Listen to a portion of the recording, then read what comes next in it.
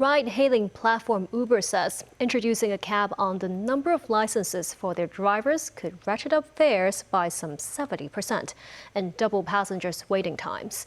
On the other hand, the local taxi trade urges the government to consider the cabbies' livelihood.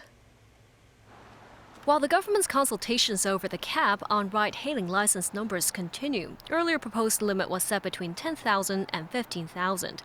Uber says if the cap is set at 15,000, the number of active drivers on the platform would immediately be halved from the current 30,000, significantly impacting service reliability. For instance, for journeys from Hong Kong Disneyland to Wan Chai, the fares during peak periods could rise from $250 to $430. Moving too quickly on a tight limit could cause a major supply shock to riders. When you limit the number of cars, wait times naturally go up. Our numbers show that during busy hours, wait times could double. Fares could also rise by as much as 70% at peak times.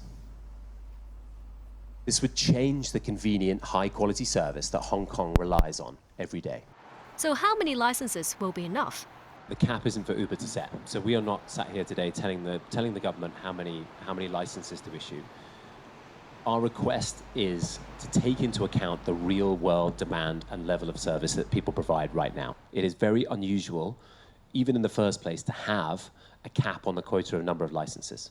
You know, that is incredibly unusual.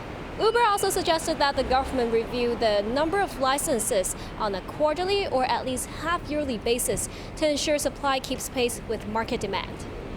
The taxi trade, meanwhile, says taxis on the road currently have an average occupancy rate of just around 30%. They say the number of ride-hailing licenses should range between 3,500 and 3,800. 攞咗牌照，佢哋一定會有成本嘅。 An industry representative notes after the licensing mandate takes effect, fewer ride-hailing drivers will work part-time as it costs more to acquire the licenses, so it won't affect fares as much. He also calls on the government to consider cabbies' livelihood and assist industry tech upgrades over the long term.